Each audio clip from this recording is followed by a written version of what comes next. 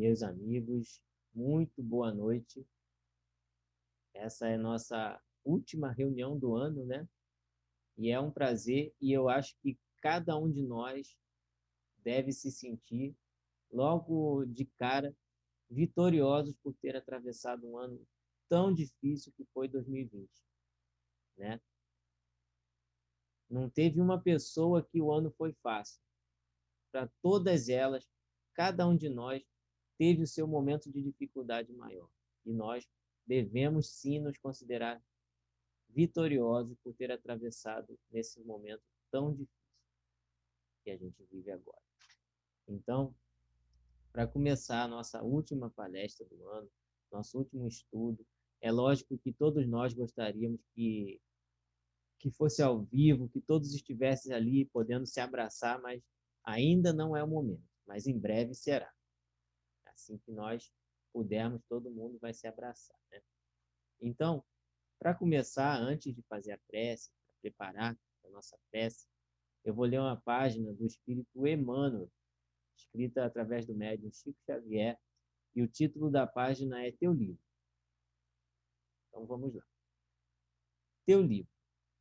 A existência na Terra é um livro que estás escrevendo.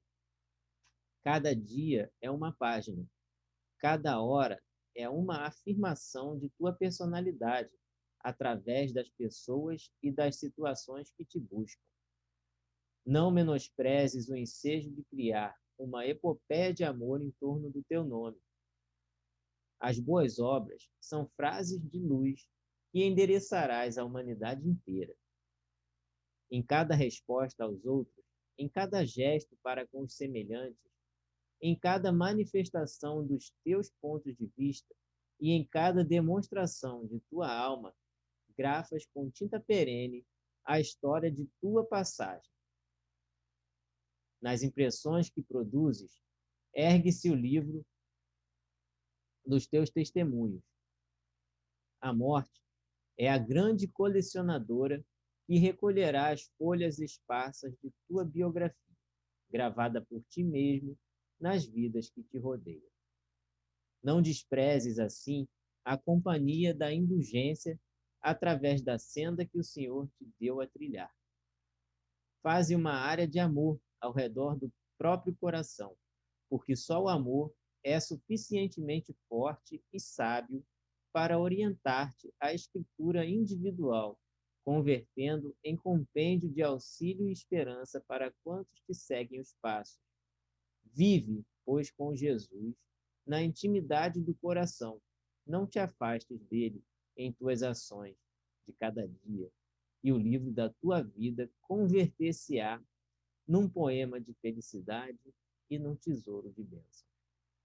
Ele está lá no livro chamado Mãos Unidas, de Chico Xavier, pelo Espírito Emmanuel.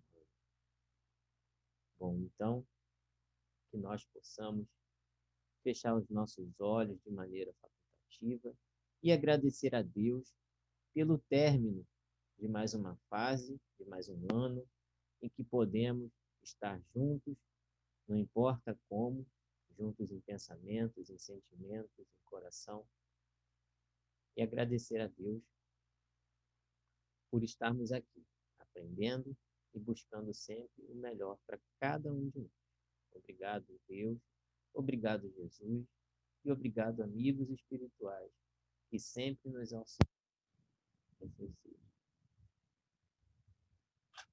Bom, enfim, mais um ano está prestes a se passar. Mais 365 voltas que o planeta girará em torno de si mesmo. Mas sabia que nem sempre foi assim? Maluquice é essa, né, papo? Existiu uma época que o tempo era medido, contado, né, de maneira diferente. Dependendo da região do planeta, essa contagem já passou dos 2.000 anos. Em algumas outras regiões, Jesus, por exemplo, ele é apenas mais um profeta. Em outras, é a base de toda uma crença.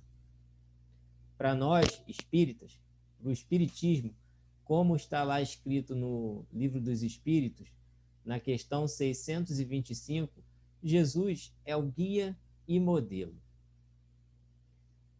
Bom, mas independente da parte do globo, da parte do planeta que a pessoa nasceu, a passagem de ano é sempre um marco, um motivo para comemorar. É um dia esperado, comemorado, claro, em cada um lugar de uma maneira diferente, né? Mas sempre comemorado. Nós, seres humanos, nós parecemos ter uma relação especial com o passar do tempo. Já pararam para pensar nisso? A cada ano comemoramos a data que a gente nasce, por exemplo, simbolizando o dia que a gente veio morar nesse planetinha redondo, azul, cheio de água. Cada ano a gente comemora. Esse ano, particularmente, todo mundo viveu e ainda vive um momento, para dizer no mínimo, incomum, né? Ainda assim, todos se preparam para a passagem do ano, né? Hoje, dia 29, daqui a 2 dias, o ano vira, né? Então, com certeza, foi um ano extremamente difícil. Muitas perdas coletivas, né? Pouquíssimas pessoas poderão passar o ano sem dizer que não conheceu alguém que desencarnou, por exemplo. Alguém que não perdeu ninguém. E por mais que a doutrina espírita ela nos ensina que somos seres imortais, que estamos aqui de passagem, que é apenas um até breve que as pessoas estão dando, não importa. Cada perda foi e vai continuar sendo muito dolorosa para cada um que vive essa perda. Não tem jeito. Perder é difícil. Perder é algo muito difícil, né? Então, desde o início dessa pandemia, desde quando começou isso tudo, né? Aqui no Brasil, lá para o meado de março, né? Foi no início de março ali, dia 19, por ali. E antes, já em outros países, né? Em dezembro até, nós fomos confrontados a viver de maneira, pelo menos, diferente. Eu duvido que tenha alguém que não mudou nada na forma de que leva a vida, né? Nós fomos bombardeados por informações. Por um lado, os órgãos de saúde, ditando os procedimentos. Por outro lado, o governo, indo contra muitas coisas. Em uma ponta, a prevenção, na outra, a negação. E no meio disso tudo, nós, pessoas, o povo. E isso não foi diferente em quase nenhum lugar. Em todos os lugares teve gente numa ponta e teve gente em outra. E isso porque é normal da existência humana isso acontecer. Tem uma psiquiatra chamada Elizabeth Kubler-Ross que ela conseguiu identificar a reação psíquica de cada paciente no estado terminal. E ela identificou 5 fases do que ela chamou de luto. E geralmente a gente pensa que luto é quando a gente perde alguém, né? Mas não é isso. O luto, ele é um processo necessário e fundamental para preencher o vazio deixado por qualquer tipo de perda que seja significativa. Não é apenas de alguém. Pode ser de alguma coisa muito importante, como um objeto, uma viagem, um emprego, uma ideia. E vou te falar a verdade. No estado atual que todo mundo está, se a gente perder R$ 50, a gente já entra em luto. Não é não? E o que se está em jogo, né? Nesses dois extremos é a perda dos nossos hábitos. A gente teve que mudar os nossos hábitos de maneira muito brusca. Não teve? Uma hora a gente estava indo normalmente para a casa espírita, ou para a escola, ou para a faculdade, ou para nossas atividades normais, academia, seja lá o que for. e noutra hora a gente está tendo que ficar em casa. A gente aprendeu palavras novas, lockdown, né? E é por isso que a gente vê tanta reação, que a gente vê reações tão diferentes. Dentro dos estágios descritos pela Elizabeth, pela psiquiatra, a gente vai ter 5 estágios. O primeiro é o da negação. E o que seria, né, essa negação? A negação é uma defesa psíquica, é uma defesa nossa, que faz com que o indivíduo acaba negando aquele problema. Ele tenta encontrar algum jeito de não entrar em contato com a realidade daquele problema. Seja da morte de alguém, seja da perda de alguma coisa importante. É comum a pessoa também não querer falar sobre o assunto. E a gente vai ver que não falta exemplo, seja nas redes sociais, no famoso WhatsApp, no Facebook, no Instagram, tem um monte de outras redes, né? A gente vai ver que gente falando que é só uma gripezinha, gente que não quer nem botar o pé na rua, vai ter de tudo. Seja em não respeitar o uso correto da máscara, ou seja, em insistir em manter a vida como se nada tivesse acontecendo. Isso tudo tem consequências. Essa negação toda tem consequências. Essa é a primeira fase do luto. A outra fase, a segunda fase, é a raiva. E nessa fase, o indivíduo ele se revolta com o mundo, se sente injustiçado, ele não se conforma por estar passando por aquilo. Só que dessa vez tem uma coisa diferente, né? Todo mundo está passando por aquilo. Mudou um pouquinho. Na terceira fase, a gente vai ter a fase da barganha, né? Da troca. Essa é a fase que o indivíduo ele começa a negociar. Ele começa com ele mesmo, na cabeça dele, ele negociando que eu faço isso para depois isso, e acaba querendo dizer que será uma pessoa melhor se sair daquela situação, faz promessas a Deus. É como um discurso assim, eu vou ser uma pessoa melhor, serei mais gentil, mais simpático, mais amável com as pessoas e irei ter uma vida saudável. Ele quer fazer uma troca, o indivíduo quer fazer, na verdade, uma troca. Ah, Deus, para com isso que aí eu vou ser uma pessoa melhor. Quem nunca viveu um momento desse? Né? Na quarta fase tem a fase da depressão. Já nessa fase, a pessoa se retira para o seu mundo interior, a pessoa se isola, fica melancólica, ela fica impotente para tudo aquilo que está vivendo. É uma fase bastante perigosa, né? É uma fase bastante difícil de passar, precisa do apoio de todos, precisa estar todo mundo ali ciente, prestando atenção. E agora é mais difícil ainda porque todo mundo está vivendo, em algum momento, uma dessas fases, né? A última fase, tão importante quanto as outras, é a aceitação. E na aceitação, ele é o estágio que o indivíduo ele não tem desespero. Ele consegue enxergar a realidade como ela realmente é. Ele fica pronto para enfrentar a perda daquele emprego, daquela coisa, da morte de alguém. Ele está pronto para enfrentar aquilo. Essas fases, elas nem sempre elas se dão nessa ordem. Se já rolar uma aceitação desde cara, a pessoa já passou por já pulou todas as outras.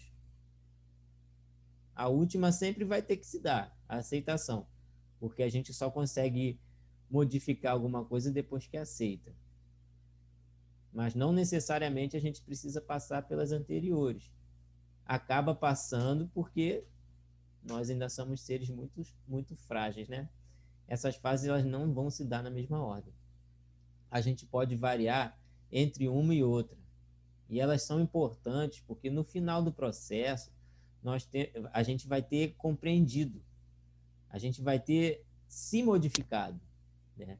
Ninguém passa por situações difíceis, complicadas, sem levar consigo algum aprendizado. Ninguém passa. E aí isso me fez lembrar de a grande palavra que eu traria para todo esse momento que a gente está vivendo de pandemia, de todo esse processo que a gente está passando, a palavra que eu traria agora é resiliência. A resiliência, ela é um conceito que a psicologia ela pegou emprestado, meio que deu uma roubada ali, da física. Imagina, eu não tenho aqui agora, imagina aquela esponja que a gente usa para lavar a louça, né? Bem comum que a gente tem na cozinha, aquela esponjinha verde e amarela. A gente pode apertar ela com toda a nossa força, esmagar mesmo com a nossa impaciência, com a nossa raiva, jogar na parede. Não importa o que a gente faça com aquela esponja. Quando a gente soltar ela, o que acontece? Ela volta para o seu formato original. Pode testar aí e vai voltar. Mesmo se for aquela esponjinha velhinha. Se a gente fizer, apertar, fazer isso tudo, ela volta para o formato original. Isso é resiliência. Nós, como espíritos imortais que somos, nós devemos ser parecido com essa esponjinha. Com essa esponjinha. A gente vai ser esmagado, a gente vai ser amassado, jogado no chão, os problemas vão parecer que estão ali, ó, dando em cima da gente, dando aquela moca na gente. Mas a gente não perde a nossa essência. Nós não deixamos de ser quem somos. A pessoa resiliente, ela é assim. Após passar por todas as dificuldades, consegue manter a sua mente saudável. E o mais importante dentro disso tudo, que a resiliência traz, é que a pessoa aprende. Depois de passar por todos esses problemas, a pessoa aprende. A esponjinha ali não vai aprender nada se a gente amassar e tacar na parede, né? Mas a pessoa que passa por problemas, ela aprende. Daqui a 2 dias, o ano termina, né? A Terra terá completado as suas 365 voltas em torno de si mesmo. Milhares de pessoas estarão comemorando, agradecendo pelos mais diferentes motivos. É o momento que muitos não poderão estar conosco, seja por isolamento, seja por ter nos deixado precocemente devido à doença. Centenas de milhares de pessoas estão em alguma fase do seu luto. Mas apesar de termos uma perspectiva de vacina, ainda é muito importante que saibamos passar bem pelas nossas fases. Se a gente for resiliente, a gente passa rapidinho por elas. Mas se nos mantermos em negação, o ano vai continuar sendo muito, muito, muito difícil. Mas aí, de tudo que acontece com a gente, alguma coisa a gente tem que tirar disso, algum aprendizado, alguma reflexão para o próximo ano que está começando, né? Então, na primeira questão do Livro dos Espíritos, os espíritos vão responder para Kardec. Kardec pergunta o que é Deus. E eles vão responder que é a inteligência suprema. É a causa primária de todas as coisas. E lá mais para frente, na questão 132, a gente aprende, lá no Livro dos Espíritos também, que o principal objetivo da encarnação é colocar o espírito em condições de evoluir, para cumprir a parte que lhe toca na obra da criação. Ou seja, Deus tem uma finalidade para mim, Deus tem uma finalidade para você, para você, para você. Tem uma finalidade para cada um de nós. E cada um vai evoluir de maneira diferente, com experiências diferentes. Por isso que nem todo mundo vive a mesma coisa, da mesma forma. A gente está vivendo um momento que todo mundo está vivendo uma coisa igual, mas cada um está passando por esse momento de formas diferentes, de acordo com a sua evolução. Nós aprendemos por repetições e voltamos quantas vezes forem necessárias até termos zerado aquela fase. Não é assim que falam no jogo? A gente vai voltar até zerar a fase. Até não sair nenhum caldo mais daquele limão ali. Nenhum suco daquele limão. Então, a grande pergunta que a gente deve sempre fazer quando passa por coisas difíceis não é por que eu estou passando por isso, mas sim para quê? Para que eu estou passando por isso? O que eu tiro de aprendizado disso que eu tô passando? Sacaram? A grande jogada é essa. Quando mudamos dessa forma, o foco, nós mudamos também a postura que a gente tem diante do problema. Enquanto eu fico perguntando por que eu estou passando isso, eu fico paralisado. Ou eu não aceito, ou eu nego que eu estou vivendo isso. Mas quando eu pergunto para quê, eu já passei da parte de aceitar. Tá bom, tá vindo isso, para que eu estou passando por isso? Vamos ver o que eu posso fazer. Já perceberam que agora a gente está aprendendo mais a cuidar do outro, por exemplo. Quer ver uma coisa boba? O uso da máscara, que foi e ainda está sendo uma grande dificuldade para muitas pessoas. Ela não serve para proteger a gente, mas ela serve para a gente proteger as pessoas de nós. Porque se eu tiver contaminado, eu não vou passar para ninguém. Mas se uma outra pessoa que não está usando a máscara tiver contaminada, eu posso estar com a máscara, vai poder me passar. Porque também dá para entrar por essa parte aqui do olho, a membrana ali, né? Pelo nariz, não que a máscara vai estar na frente. Mas então o uso da máscara é para eu proteger aquela outra pessoa. Isso quer dizer que só vai funcionar se todos estiverem usando. Então a gente está aprendendo a respeitar, a cuidar do outro. A gente também está aprendendo a lidar com os nossos sentimentos. Nós somos seres que vivemos em bando, né? A gente vive em bando.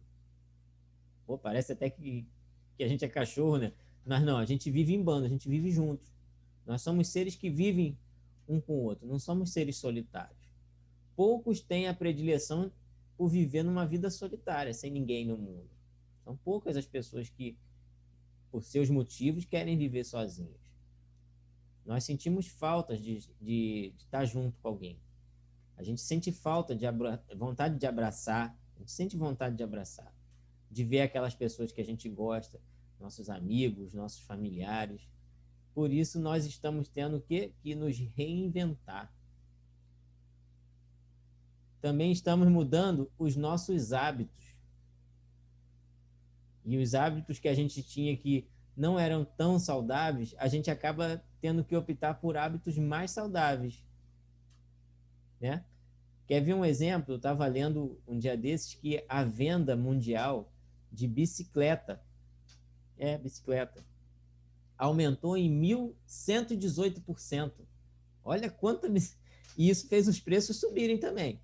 As pessoas elas estão buscando alternativas para manter essas regras impostas de distanciamento, né? Então, quem pode não quer pegar ônibus, trem, van, só que nem todas conseguem, né? Mas os hábitos estão mudando. A venda de computadores aumentou, de celular aumentou, porque as pessoas continuam se conectando, só que de maneira diferente. Nós estamos nos reinventando também. Quantas pessoas que não sabiam nem abrir um e-mail teve que aprender a fazer tudo de maneira online? Duvido que você não aprendeu nadinha de março para cá. Quantas lives você já assistiu até hoje? Eu mesmo nunca me imaginei falando assim numa tela de computador. Com quantas pessoas você já falou pelo computador ou pelo celular, né? E essas são só algumas reflexões que a gente pode fazer. E se pararmos para pensar, a gente vai ficar aqui e vai encontrar centenas de outras coisas, né? A gente vai encontrar um monte de outras coisas que a gente teve que se reinventar aqui, de reflexões que a gente pode fazer durante todo esse momento que a gente viveu até agora. Mas, na minha opinião, a maior delas é aquela que fizer realmente sentido para você, para mim. A melhor mudança é a que faz sentido para a gente, que às vezes a mudança é boa para o outro, mas para mim ainda não é o momento. E se você parar para pensar em tudo que vivemos durante todo esse ano e chegar à conclusão de qual vai ser o seu próximo passo, se a gente já pensar lá para frente, a gente já está aceitando muita coisa. Então a gente volta lá naquela questão 132, que Deus quer algo de nós, a gente tem que parar para pensar.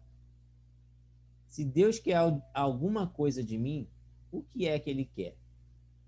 Como eu posso evoluir? O que eu posso aprender com isso? E a resposta ela vai ser diferente para cada pessoa. Cada um de nós, independente da resposta, deve ter em mente que Deus quer sempre o melhor. Lembra que eu falei lá no início que Deus é a inteligência suprema, a causa primária de todas as coisas? E depois, na questão 132, a gente tem a resposta dos Espíritos dizendo que nosso único caminho é evoluir. A gente vai evoluir, porque Deus quer que cada espírito exerça a parte que lhe cabe na obra da criação. Um dia nós seremos co-criadores com Deus, né? Então, Deus quer alguma coisa de nós. Então, já encaminhando para o final, né? Eu desejo a todos um ano novo com muito aprendizado. Desejo sinceramente que a gente saiba fazer as melhores escolhas. E se a gente escolher errado ali, volta, escolhe certo. Não é assim que funciona? Que bom que eu estou vendo que escolhi errado, então eu escolho certo dessa vez. Mas tendo em mente que as nossas escolhas hoje, mais do que nunca, não afetam só a gente. Elas vão afetar a cada um que está à nossa volta, convivendo com a gente.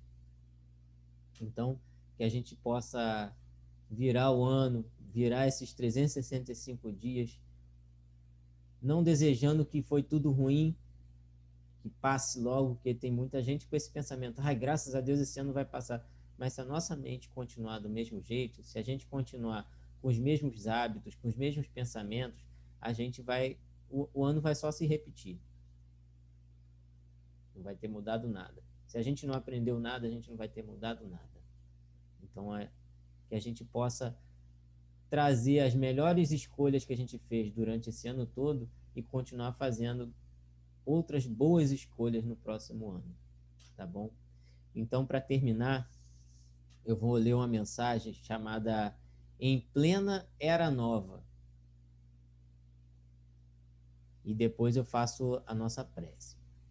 Bom, em plena Era Nova, há criaturas que deixaram na terra como o único rastro da vida robusta que usufruíram na carne o mausoléu esquecido num canto ermo de cemitério. Nenhuma lembrança útil, nenhuma reminiscência em bases de fraternidade, nenhum ato que lhes recorde atitudes com padrões de fé, nenhum exemplo edificante nos currículos da existência, nenhuma ideia que vencesse a barreira da mediocridade, nenhum gesto de amor que lhes granjeasse sobre o nome o orvalho da gratidão. A terra conservou-lhes a força apenas o cadáver retalho de matéria gasta que lhes vestira o espírito e que passa a ajudar, sem querer, no adubo às ervas bravas. Usaram os empréstimos do Pai magnânimo exclusivamente para si mesmos, olvidando estendê-los aos companheiros de evolução e ignorando que a verdadeira alegria não vive isolada numa só alma, pois que somente viceja com reciprocidade de vibrações entre vários grupos de seres amigos. Espíritas. Muitos de nós já vivemos assim. Entretanto, agora os tempos são outros e as responsabilidades surgem maiores. O Espiritismo, a rasgar-nos nas mentes acanhadas e entorpecidas largos horizontes de ideal superior, nos impele para frente, rumo aos cimos da perfectibilidade. A humanidade ativa e necessitada a construir seu porvir de triunfos nos conclama ao trabalho. O espírito é um monumento vivo de Deus, o Criador amorável. Honremos a nossa origem divina, criando o bem como chuva de bênçãos ao longo de nossas próprias pegadas. Irmãos, sedes vencedores da rotina escravizante. Em cada dia renasce a luz de uma nova vida, e com a morte somente morrem as ilusões. O espírito deve ser conhecido por suas obras. É necessário viver e servir. É necessário viver, meus irmãos, e ser mais do que pó. Quem deu essa mensagem foi Eurípides Barçanufo, no livro O Espírito da Verdade. Então, um feliz ano novo a todos, que possamos ter as melhores escolhas. Fechamos nossos olhos e agradecemos a Deus pela oportunidade que nos deu de estarmos reunidos sempre em pensamentos, em sentimentos. Obrigado, Jesus. Obrigado, amigos espirituais. Que assim seja. Até a próxima, pessoal.